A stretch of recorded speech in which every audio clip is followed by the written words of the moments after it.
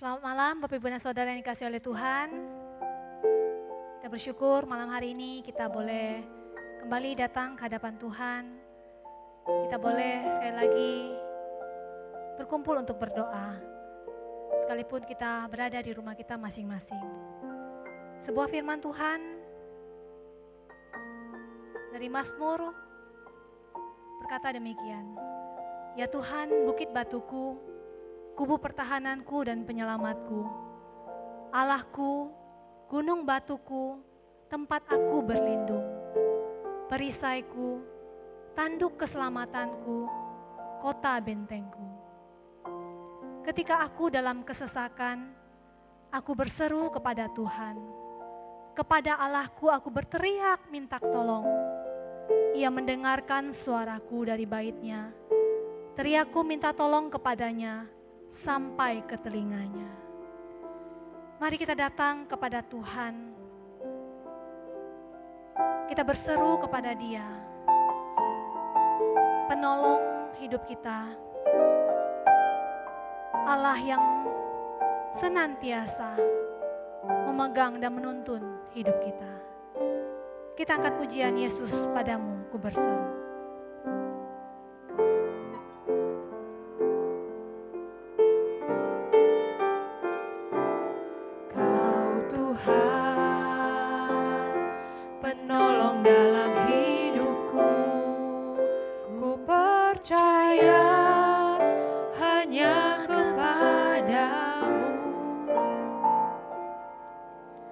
Kau pegang tanganku dan tuntun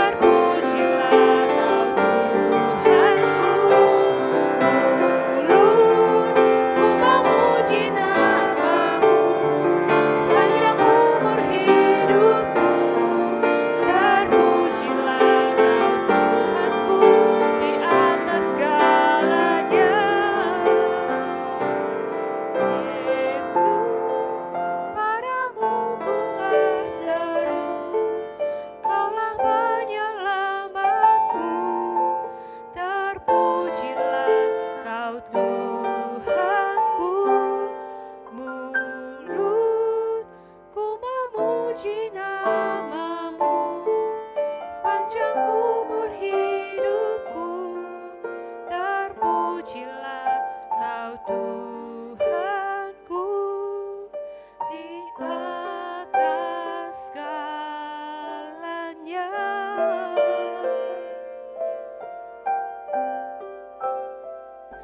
Mari kita datang ke hadapan Tuhan malam hari ini.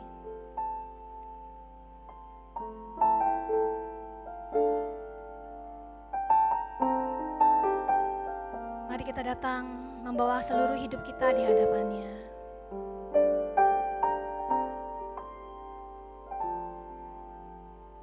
Dia tahu keadaan hidup kita. Dia tahu bagaimana kondisi hidup kita. Mari datang kepadanya secara pribadi.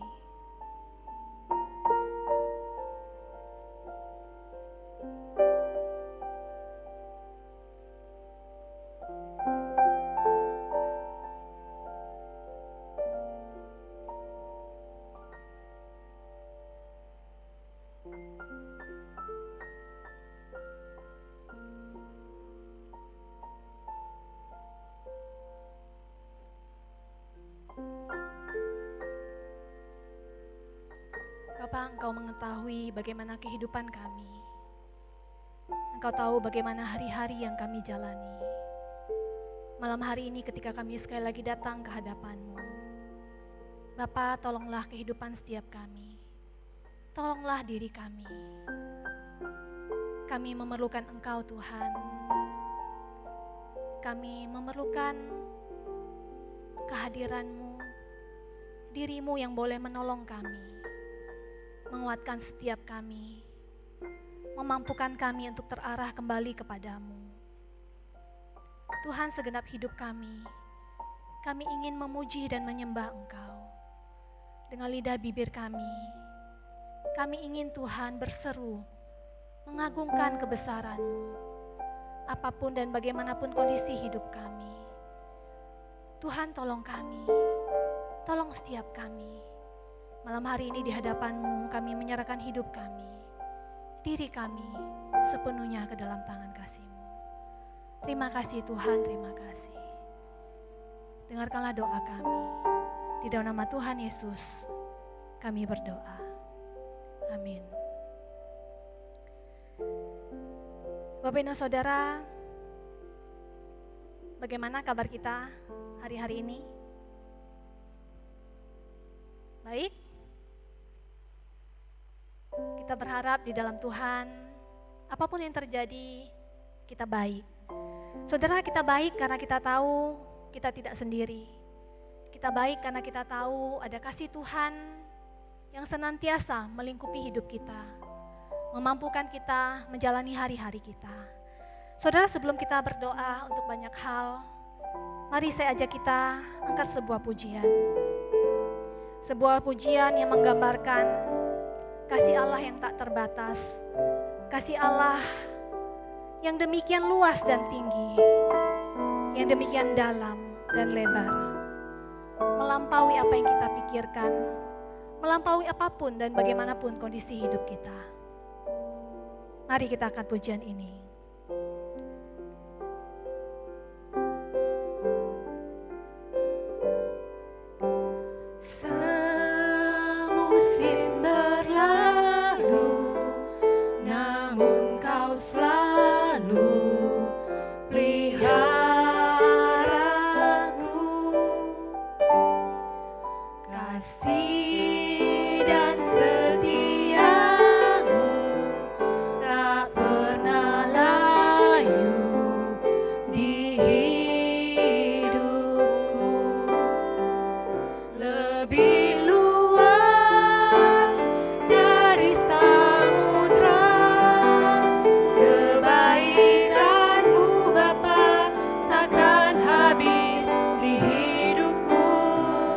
Lebih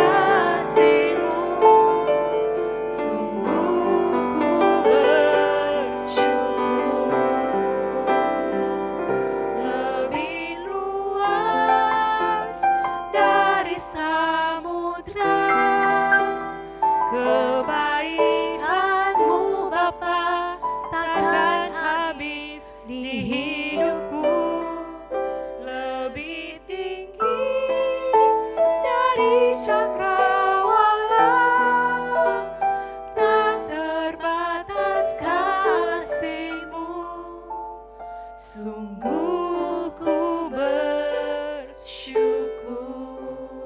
Mari kita datang ke hadapan Tuhan malam hari ini. Saudara, mari kita datang bersyukur.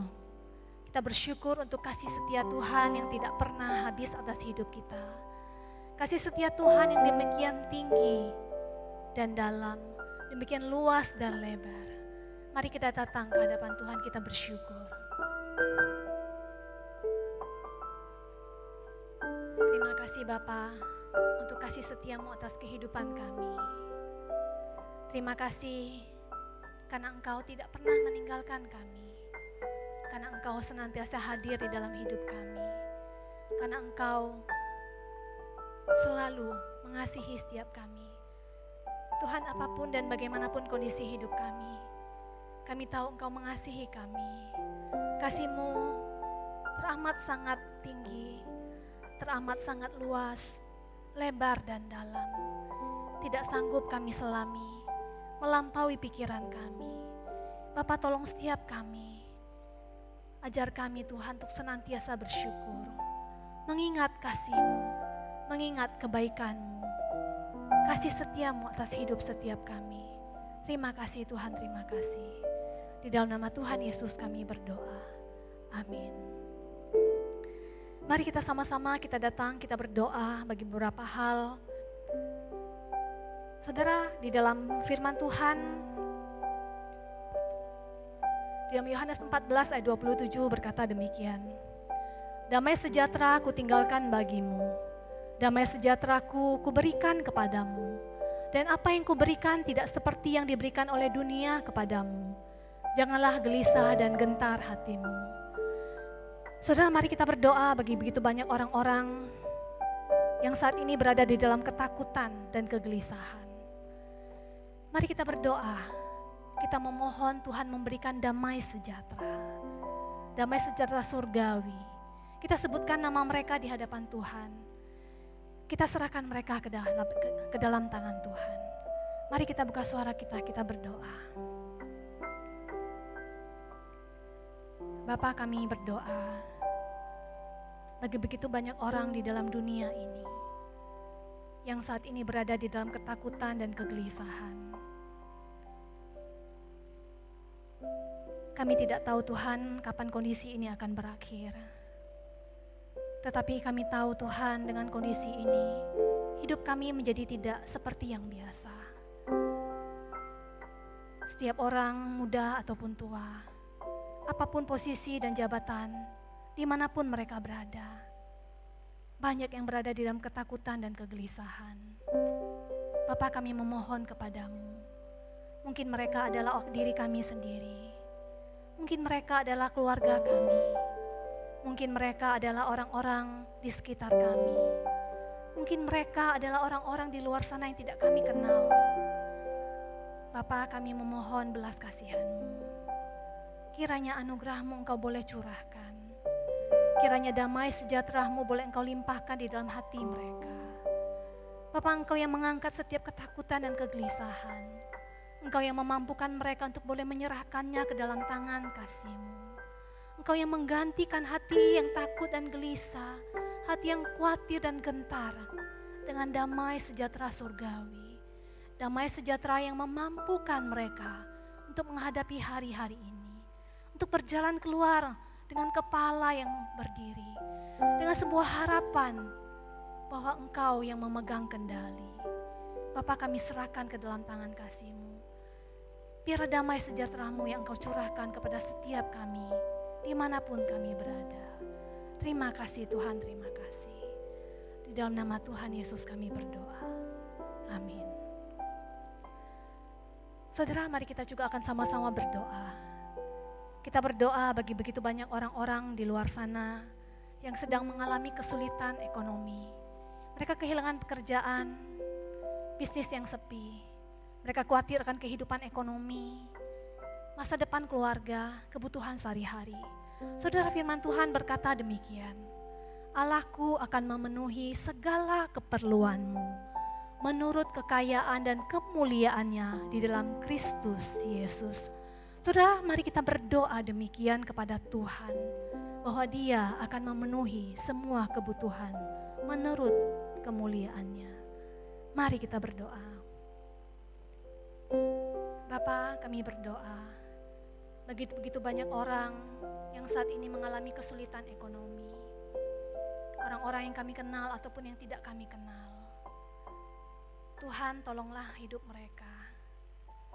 Mereka mengalami kekurangan untuk memenuhi kebutuhan sehari-hari. Usaha bisnis mereka menjadi sepi. Mereka mungkin kehilangan pekerjaan. Mereka tidak tahu bagaimana harus menjalani hari-hari ke depan. Tuhan, kami mohon belas kasihan-Mu. Kami percaya Engkau adalah Allah yang penuh dengan belas kasihan. Bapa, di dalam firman-Mu Engkau berjanji bahwa Engkau akan mencukupkan setiap kami. Engkau akan memberikan kebutuhan yang cukup sesuai dengan kekayaan kemuliaan-Mu. Bapa, materaikan janji ini di dalam hati setiap kami dan seluruh orang-orang di luar sana. Materaikanlah janji ini di dalam hati kami, sehingga ketika menghadapi kondisi yang sulit ini, ketika berhadapan dengan ketidakpastian akan kehidupan ekonomi ke depan, Bapa, Engkau memberikan sebuah kekuatan, keberanian bagi kami untuk percaya bahwa Engkaulah Allah yang akan mencukupkan kebutuhan kami, kebutuhan setiap anak-anak-Mu di luar sana, kebutuhan setiap orang-orang yang mengalami kesulitan hidup, kebutuhan setiap orang yang kami tidak tahu bagaimana kondisi mereka, di mana mereka berada. Engkau Allah yang akan memelihara, yang akan mencukupkan kebutuhan mereka. Terima kasih ya Bapa, terima kasih. Di dalam nama Tuhan Yesus kami berdoa. Amin. Saudara, mari kita sama-sama, kita juga datang, kita berdoa. Kondisi saat ini tidak hanya orang-orang menjadi takut, gelisah, tidak hanya orang-orang mengalami kesulitan di dalam bidang ekonomi, tapi mungkin ada begitu banyak orang-orang yang sudah meninggalkan imannya. Mungkin ada begitu banyak orang-orang yang menjadi kecewa dan apatis. Atau mungkin memang mereka adalah orang-orang yang sekian lama mereka sudah meninggalkan Tuhan. Saudara, firman Tuhan berkata demikian, korban sembelihan kepada Allah ialah jiwa yang hancur, hati yang patah dan remuk, tidak akan Kau pandang hina ya Allah. Saudara, kita berdoa bagi mereka yang terhilang, mereka yang jauh dari Tuhan, siapapun mereka, sebutkan namanya di hadapan Tuhan, supaya Tuhan membawa mereka kembali kepada Dia. Mari kita berdoa. Bapa, kami rindu berdoa bagi begitu banyak orang yang terhilang, bagi begitu banyak orang yang mengalami kekecewaan, yang mungkin meninggalkan imannya, yang dingin hatinya, yang mungkin memang sudah jauh dari Engkau. Bapa, kami memohon belas kasihan-Mu. Engkau mengasihi mereka, Engkau menginginkan mereka kembali kepadamu. Bapa, mereka mungkin adalah diri kami sendiri. Mereka mungkin adalah orang yang kami kenal. Mereka mungkin adalah orang-orang di luar sana yang kami tidak kenal. Bapa, kami memohon belas kasihan-Mu. Kiranya Engkau yang secara pribadi menyapa hati mereka. Bapa, tolong tarik mereka kembali kepadamu. Hangatkan hati mereka yang dingin. Pulihkan hati mereka Tuhan yang penuh dengan luka. Sembuhkan mereka ya Bapa. Biarlah keadaan yang sulit ini kami sungguh rindu mereka tetap boleh melihat bahwa Engkau hadir. Bahwa Engkau mengasihi mereka. Bahwa Engkau menginginkan mereka kembali. Tuhan, hanya kuasa-Mu, hanya belas kasihan-Mu yang sanggup membawa setiap manusia untuk kembali kepadamu.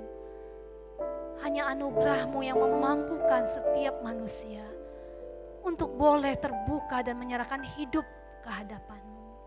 Bapa, kami mohon, biarlah Tuhan setiap hati boleh kembali kepadamu.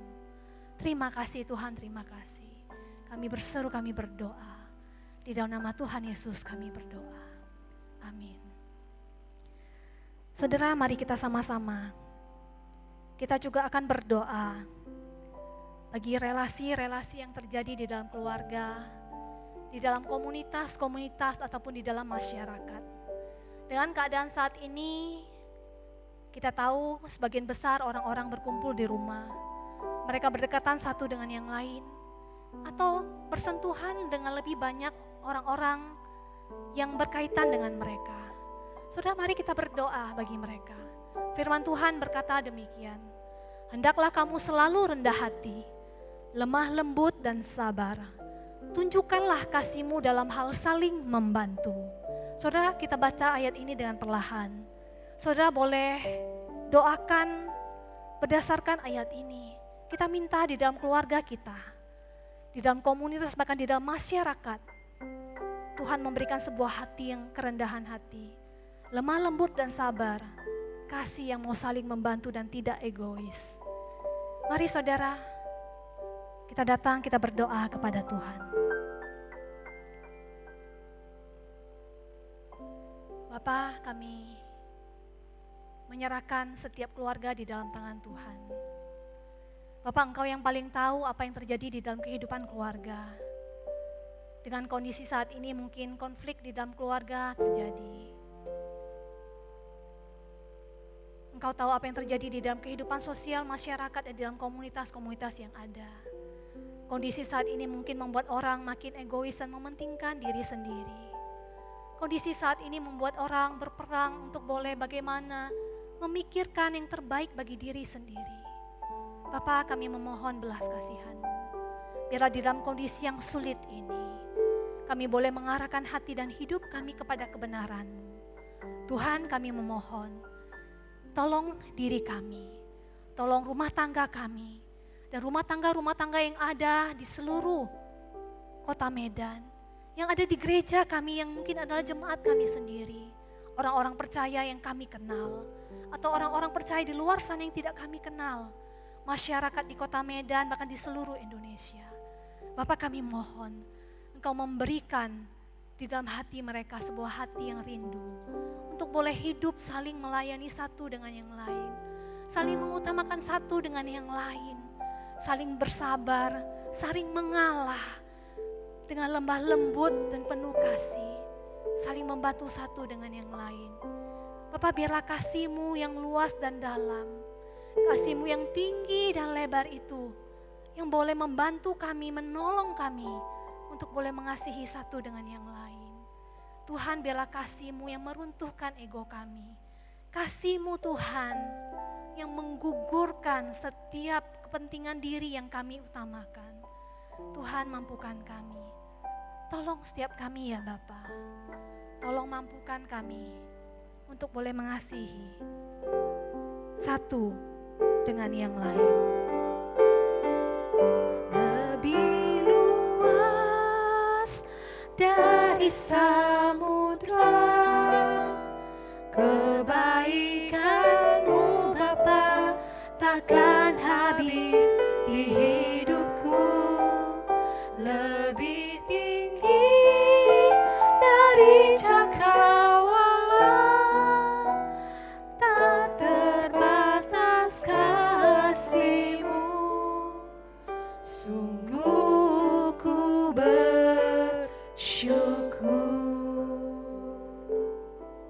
Saudara, mari kita berdoa bagi negara kita Indonesia dan bagi dunia. Saudara, firman Tuhan berkata demikian. Dan umatku yang atas namaku disebut merendahkan diri, berdoa dan mencari wajahku, lalu berbalik dari jalan-jalannya yang jahat. Maka aku, Tuhan, akan mendengar dari sorga dan mengampuni dosa mereka, serta memulihkan negeri mereka. Saudara, mari kita berdoa supaya Tuhan memulihkan negara kita Indonesia, supaya Tuhan boleh memulihkan dunia ini. Mari kita mohon belas kasihan Tuhan dengan kondisi yang ada saat ini. Biar seluruh bangsa-bangsa boleh datang memohon pengampunan Tuhan dan dipulihkan oleh Tuhan. Mari kita buka suara kita, kita berdoa. Bapa, kami mau datang dengan segala kerendahan hati. kami mau datang seperti yang firman-Mu katakan. Dengan segala kerendahan hati kami memohon pemulihan bagi bangsa kami, bagi negeri kami Indonesia, bagi dunia ini. Tuhan, Engkau adalah Allah yang menciptakan bangsa-bangsa. Engkau adalah penguasa. Engkau adalah Allah pemilik dari seluruh dunia ini. Tuhan, siapakah kami manusia? Bila kondisi yang kami alami saat ini boleh membawa setiap kami untuk bertekuk lutut di hadapan-Mu. Tuhan, tolonglah negara kami. Tolonglah pemerintah bangsa kami. Tolonglah para pemimpin-pemimpin bangsa kami. Bila seluruh pemimpin bangsa kami, boleh Engkau berikan hati yang takut akan Engkau. Boleh Engkau berikan sebuah kesadaran Tuhan untuk boleh bertelut di hadapan-Mu. Boleh memohon belas kasihan-Mu, pengampunan-Mu, pemulihan daripada-Mu bagi negara kami. Tuhan, kami percaya Engkau mengasihi negara kami. Kami percaya Engkau mencintai negara kami. Dan kami percaya Tuhan Engkau rindu memulihkan negara kami. Tuhan, bawalah negara kami makin hari makin mengenal siapa Engkau. Bawalah pemimpin negara kami memiliki hidup yang takut akan Engkau. Bawalah seluruh dunia ini untuk bertekuk lutut mengenal siapa Engkau. Biarlah Tuhan dengan apa yang kami alami, kami boleh bersujud di hadapan-Mu. Kami boleh menyembah Engkau, Tuhan pencipta dunia ini yang patut kami puji dan kami sembah. Terima kasih Tuhan, terima kasih. Kami berdoa di dalam nama Tuhan Yesus. Amin. Saudara, mari kita datang, kita berdoa. Kita mau berdoa bagi jemaat di gereja kita yang dalam kondisi lemah tubuh. Saudara, kita akan berdoa untuk 3 orang. Yang pertama, kita akan berdoa bagi Bapak Go Pao Chin. Kita doakan untuk pemulihan tubuhnya setelah dia jatuh dan mengalami patah tulang. Tuhan boleh pulihkan dia. Kita doakan juga bagi Ibu Tan Gue Ki. Dia adalah mama dari saudari Tanita yang sekarang ada di Pineng, menjalani kemoterapi karena penyakit kanker. Tuhan boleh bekerja, Tuhan boleh memberikan kemurahan hati, menolong pemulihannya dan membawa dia percaya kepada Tuhan. Dan ketika kita doakan untuk adik Clement dengan kondisi saat ini, dia juga terbatas dan tidak bisa berobat ke Pineng. Mari kita mohon belas kasihan Tuhan untuk obat yang dia butuhkan, untuk kesehatan yang dia butuhkan. Mari kita datang, kita buka suara kita berdoa.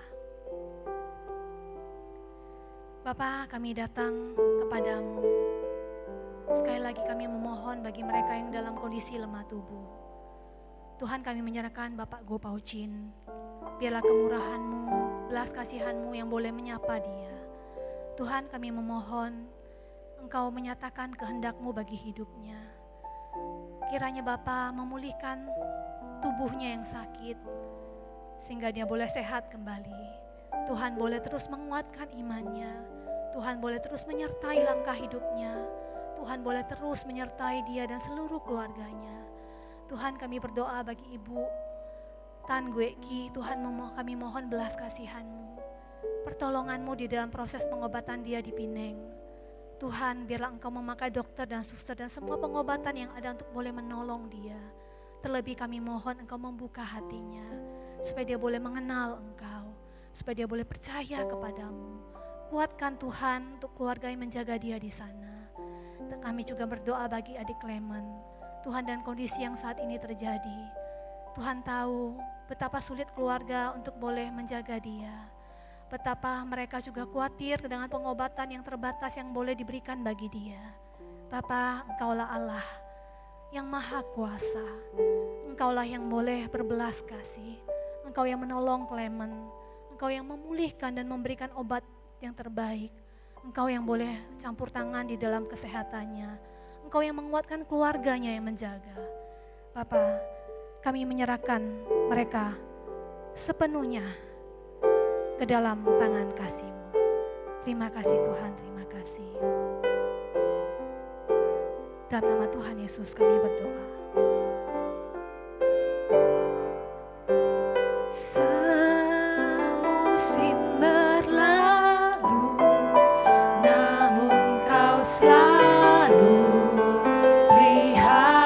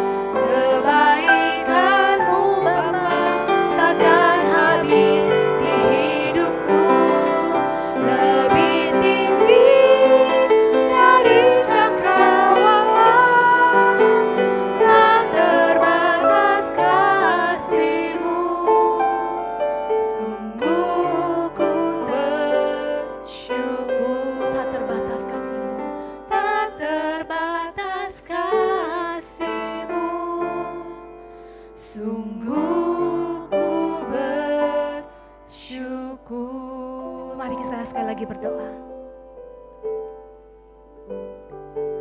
Tuhan, terima kasih untuk kasih-Mu yang tak terbatas. Kami berdiri, kami duduk di hadapan-Mu. Kami ingin lebih dalam mengenal Engkau, mengenal kebenaran-Mu. Tuhan, mampukan kami dimanapun kami berada. Bila Engkau yang mencelikan mata hati kami, telinga kami untuk boleh mendengar, untuk mengerti dan melakukannya di dalam hidup kami. Terima kasih Tuhan, terima kasih. Di dalam nama Tuhan Yesus, kami berdoa. Amin. Sekali lagi, selamat malam Bapak Ibu dan Saudara. Mari saja kita sama-sama, kita akan membuka firman Tuhan. Kita akan buka dari Lukas pasal 24.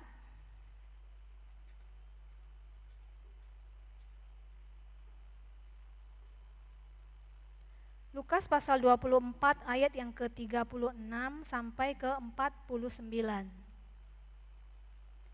Lukas pasal 24 ayat 36 sampai 49.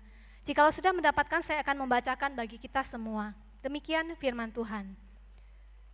Dan sementara mereka bercakap-cakap tentang hal-hal itu, Yesus tiba-tiba berdiri di tengah-tengah mereka dan berkata kepada mereka, "Damai sejahtera bagi kamu."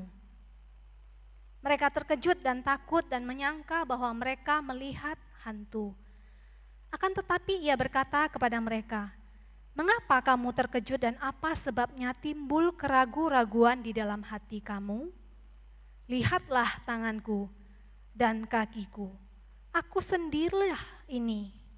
Rabalah aku dan lihatlah, karena hantu tidak ada daging dan tulangnya, seperti yang kamu lihat ada padaku."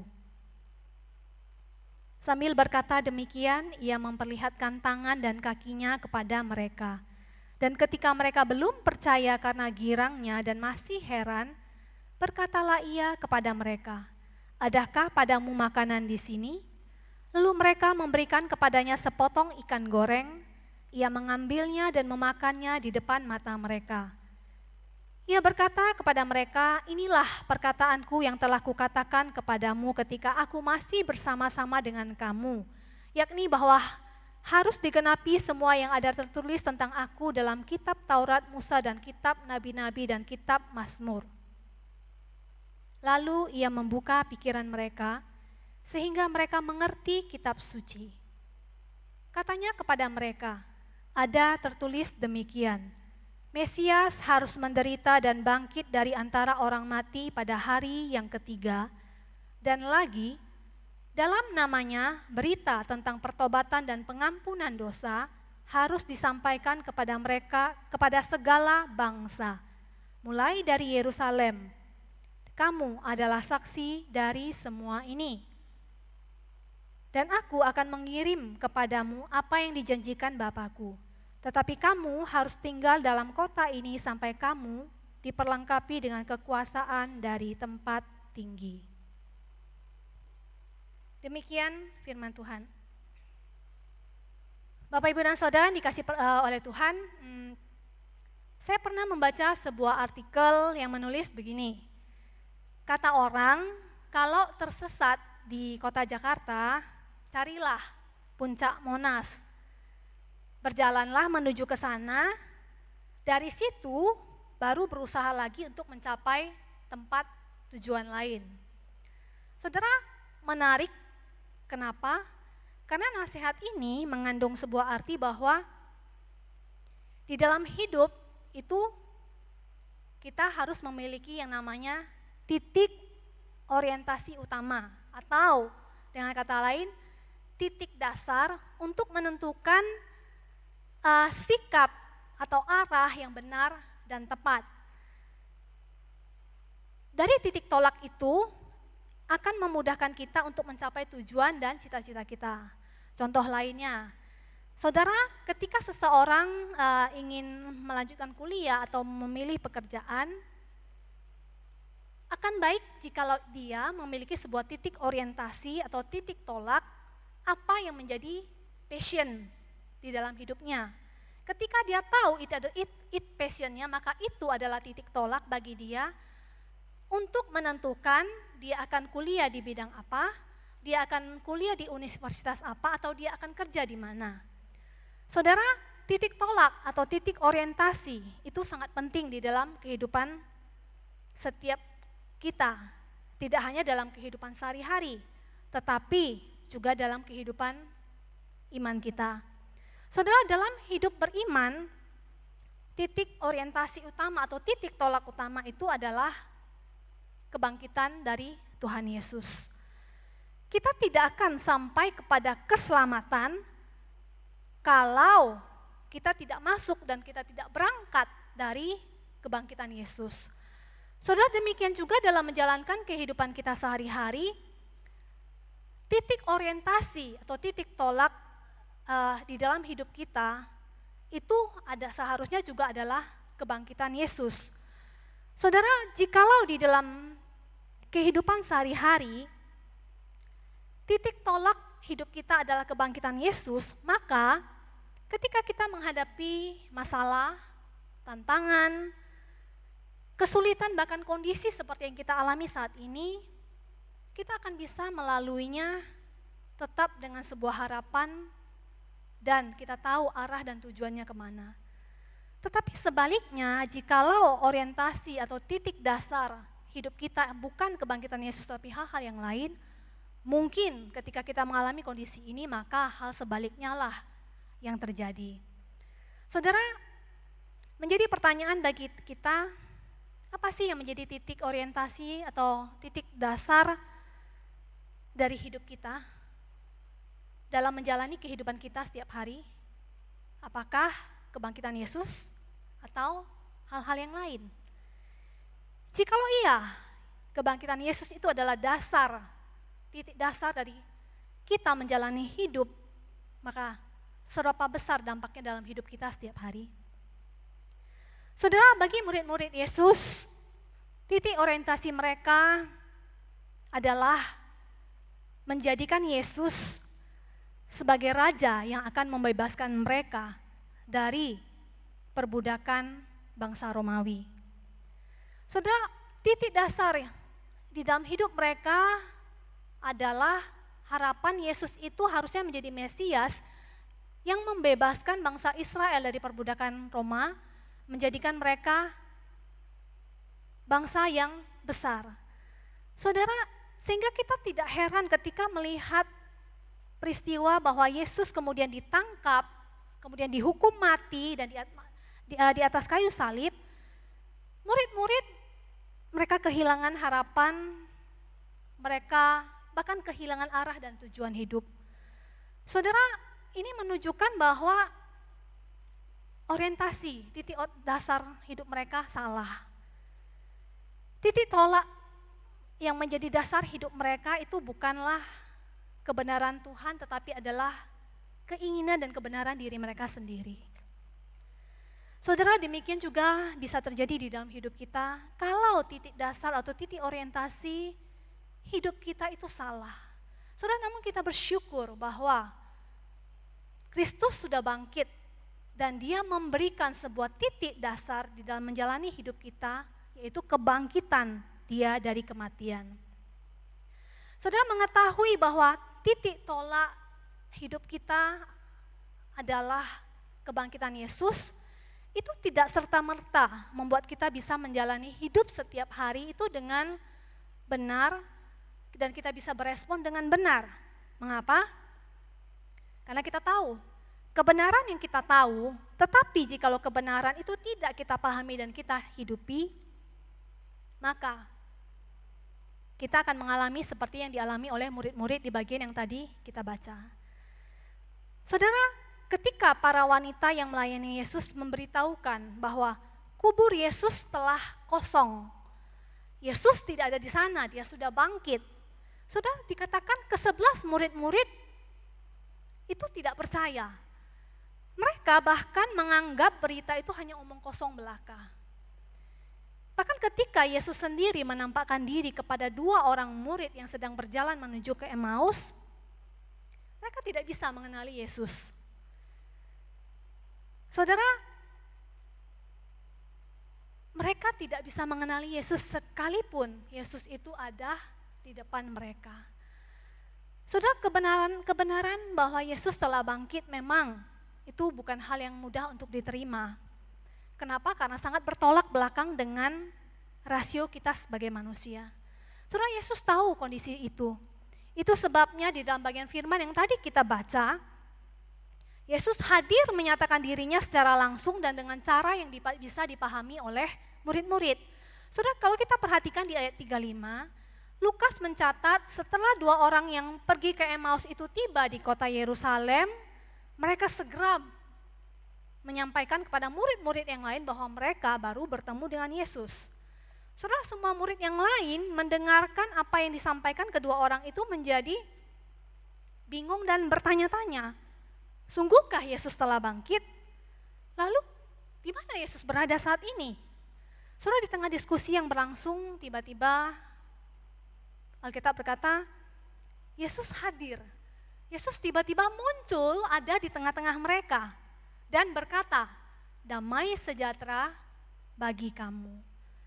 Saudara, seperti mendengar suara petir di siang hari yang cerah, saudara, demikian murid-murid begitu terkejut dan ketakutan. Saudara, siapa orang yang berdiri di tengah ini? Mereka berkumpul dalam kondisi di mana pintu rumah mereka sedang dikunci. Bagaimana mungkin tiba-tiba orang ini bisa ada di tengah-tengah mereka? Maka di dalam benak mereka langsung yang terpikir adalah, oh ini pasti bukan manusia tetap melainkan hantu. Saudara, melihat kondisi mereka, Yesus segera berkata demikian, mengapa kamu terkejut dan bingung? Ini aku gurumu. Saudara, Yesus memperkenalkan dirinya kepada mereka bahwa dia adalah guru mereka. Tidak hanya itu, Yesus akan menunjukkan bekas luka di tangan dan di kakinya. Bekas luka yang bahkan Yesus sodorkan untuk mereka raba sebagai bukti bahwa itu adalah dirinya. Tidak hanya itu, Lukas juga mencatat bahwa bahkan Yesus meminta makanan dari mereka dan Yesus memakan makanan itu, yaitu sepotong ikan goreng persis di depan mata mereka. Saudara, murid-murid melihat Yesus makan, mereka melihat tanda lubang di paku yang ada di tangan dan kakinya, dan itu membuat mereka menjadi lebih tenang, membuat mereka mulai percaya, betul, orang yang berdiri di tengah mereka ini adalah Yesus yang telah bangkit dari kematian. Namun saudara, masih ada hal yang sebetulnya mengganjal di dalam hati mereka. Ada hal yang masih sebetulnya membuat mereka tidak bisa mengerti atau menerima secara utuh. Saudara, di dalam benak mereka mungkin mereka berpikir, kalau begitu kenapa Yesus harus mati dan kemudian bangkit? Bagaimana caranya dia bisa bangkit? Saudara, kita melihat ternyata hanya melihat bukti secara fisik itu tidak cukup membuat seseorang itu bisa menjadikan bukti itu sebagai titik dasar, titik orientasi di dalam hidupnya. Saudara, contoh yang paling simpel, ketika kita melihat dan mendengar, banyak orang yang menjadi tidak sehat karena dia tidak rajin berolahraga. Saudara, apakah pengetahuan itu serta-merta membuat orang itu mau berolahraga? Tidak juga, bukan? Kita melihat bahwa kalau orang itu tidak menjadikan olahraga itu sebagai sebuah hal yang penting di dalam hidupnya, kalau dia tidak menyadari bahwa itu adalah titik orientasi yang penting bagi kesehatannya, ya dia tidak akan melakukannya. Saudara, demikian juga di dalam kehidupan kerohanian kita. Saudara, kebenaran tentang kematian dan kebangkitan Yesus telah dibuatkan sejak zaman Perjanjian Lama. Hal ini harusnya bukanlah hal yang asing bagi murid-murid. Mereka tinggal bersama dengan Yesus, melayani bersama dengan Yesus selama lebih dari 3,5 tahun. Mereka sering mendengarkan bagaimana Yesus mengajar tentang apa yang akan terjadi pada dirinya kemudian. Tetapi saudara, ternyata murid-murid hanya mendengar. Mereka tidak mengerti apa yang mereka dengar, bahkan mereka tidak mempercayai apa yang mereka dengar. Saudara, mengapa bisa demikian? Karena ada selubung di pikiran dan hati mereka. Saudara, ada sebuah selubung di dalam pikiran dan di dalam hati mereka, sehingga ketika mereka dihadapkan pada fakta dan kebenaran bahwa Yesus ditangkap dan mati di salib, respon murid-murid adalah ketakutan, bersembunyi, mereka kehilangan harapan. Saudara, ketika mereka mendengar bahkan melihat sendiri bahwa Yesus telah bangkit, respon mereka justru bingung, heran, seperti mimpi, seperti antara apakah harus dipercayai atau tidak. Saudara, ayat 45 Lukas mencatat, Yesus kemudian membuka pikiran mereka sehingga mereka mengerti bahwa di kitab perjanjian lama telah ditulis bahwa Allah akan mengirimkan seorang Mesias.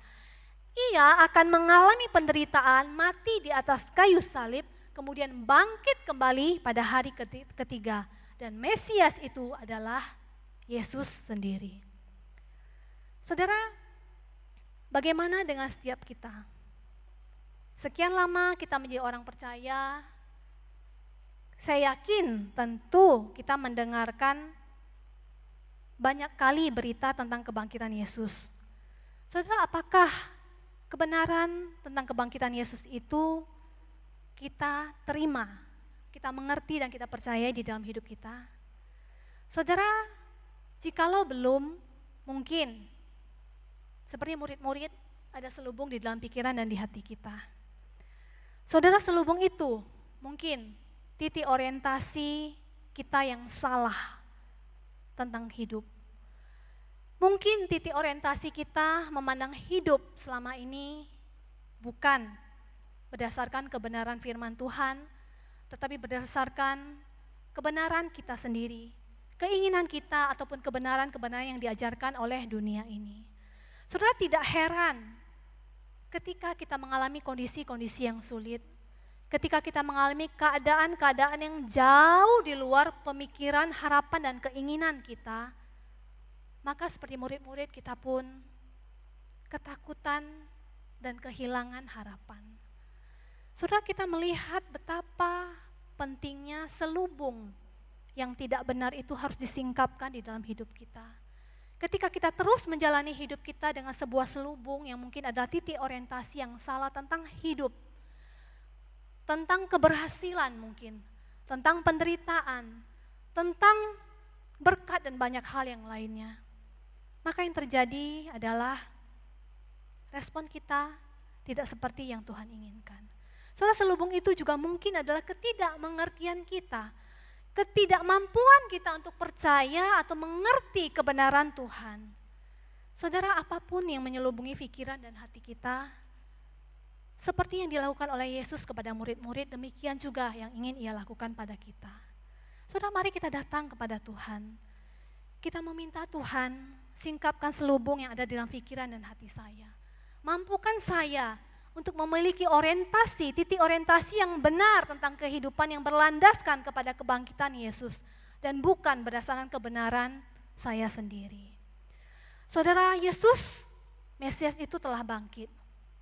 Ia bangkit bukan semata-mata hanya untuk membuat murid-murid senang karena guru mereka telah kembali, guru-guru mereka telah hidup kembali dari kematian. Saudara, kebangkitan Yesus adalah sebuah proklamasi bahwa Yesus itu telah mengalahkan kuasa dosa. Kebangkitannya menunjukkan bahwa Yesus berkuasa membawa setiap orang berdosa itu kembali kepada Allah yang hidup. Kebangkitan Yesus adalah sebuah pintu menuju kepada hidup yang penuh dengan pengampunan, pemulihan, dan pembaharuan. Saudara, kebangkitan Yesus adalah kunci daripada sehingga hidup kita penuh dengan sukacita dan damai sejahtera. Saudara, tanpa kebangkitan Yesus, kita akan tetap hidup di dalam kerutan masalah, pergumulan dosa. Tanpa Yesus, tanpa kebangkitan Yesus, hidup yang berkelimpahan itu hanyalah sebuah impian dan bukan tidak bisa menjadi sebuah kenyataan. Saudara percaya kepada kebangkitan Yesus, berarti kita percaya. Kita percaya bahwa Allah sanggup membangkitkan kita dalam setiap hal. Ia sanggup membangkitkan kita dari keterpurukan dan kehancuran. Ia sanggup mengubahkan kehidupan kita yang jahat kepada kehidupan yang bermakna. Ia sanggup membentuk kehidupan kita yang tanpa kasih kepada kehidupan yang penuh kasih. Ia sanggup membebaskan hati dan pikiran kita dari kuasa roh dunia atau tipu muslihat si jahat dan mengisinya dengan rohnya sendiri. Saudara, di saat-saat seperti ini mungkin kita merasa tidak berdaya. Kita mungkin kehilangan harapan. Kita mungkin merasa ketakutan dan kebingungan. Saudara, kita mengalami kondisi-kondisi yang tidak mudah. Saudara, satu sisi itu hal yang sangat wajar dan sangat manusiawi. Namun Tuhan tidak ingin kita hanya berhenti di sana. Saudara, kenapa? Karena masa depan kita tidak bergantung kepada apa yang terjadi di sekitar kita. Tidak bergantung dari apa yang kita hadapi. Saudara, Tuhan berkata bahwa titik dasar orientasi hidup kita adalah berdasarkan kepada kebangkitan Yesus. Yesus telah bangkit. Saudara, ketika kita menghadapi kondisi ini, maukah kita menghadapinya dengan menjadikan titik dasar hidup kita itu adalah kebangkitan Yesus? Saudara, maukah kita menjalani semua ini dengan sebuah keyakinan bahwa Yesus telah bangkit? Yesus memampukan kita untuk menjalaninya. Yesus memberikan kita arah, tujuan, dan harapan yang penuh dengan titik terang karena Dia telah bangkit. Karena Dia telah mengalahkan kematian, karena Dia telah mengalahkan dosa. Saudara, seorang Timothy Keller berkata demikian. Kebenaran yang sesungguhnya akan selalu menggerakkan seseorang kepada sesuatu yang kamu pahami, menjadi sesuatu yang kamu berdiri di atasnya. Saudara, kebenaran tentang kebangkitan Yesus adalah sebuah kebenaran yang berasal dari Tuhan sendiri. Sebuah kebenaran yang tidak hanya perlu kita pahami, kita mengerti, tetapi sebuah kebenaran yang perlu kita percayai dan kita hidupi. Sebuah kebenaran yang menjadi titik orientasi, titik dasar di mana kita hidup, kita berdiri di atasnya, dan kita menjalani itu berdasarkan kebenaran itu.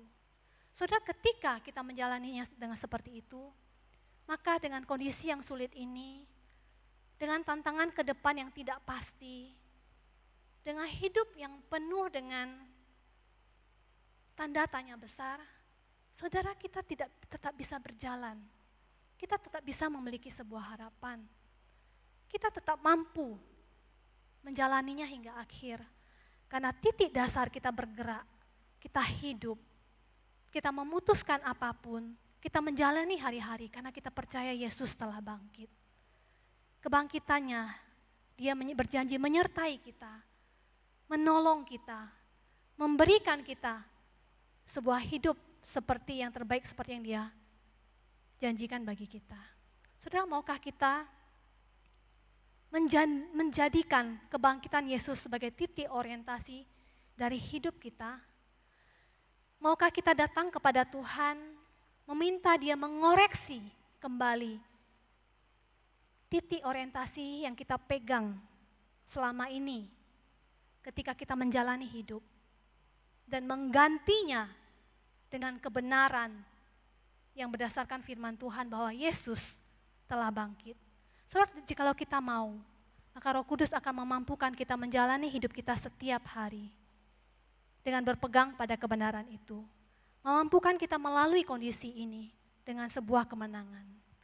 Mari kita berdoa.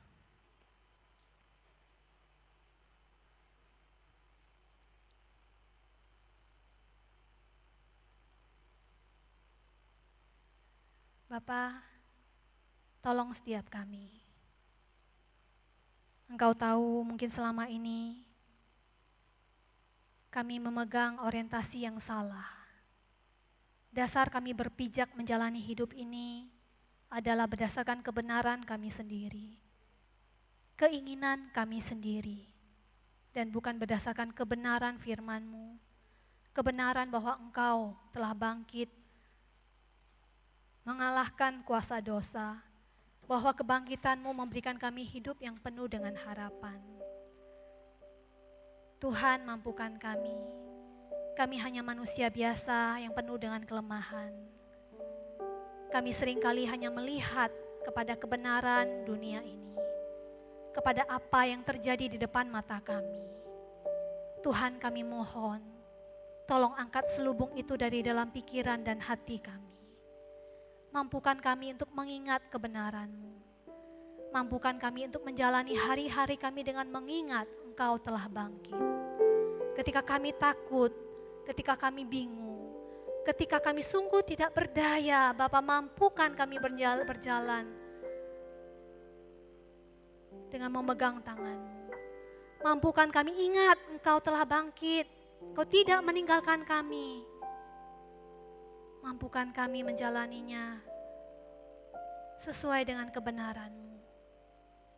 Tolong kami Tuhan, tolong kami. Terima kasih untuk kebangkitan-Mu yang menyertai hidup kami setiap hari. Roh Kudus-Mu yang tidak meninggalkan kami. Kami serahkan hidup kami ke dalam tangan-Mu.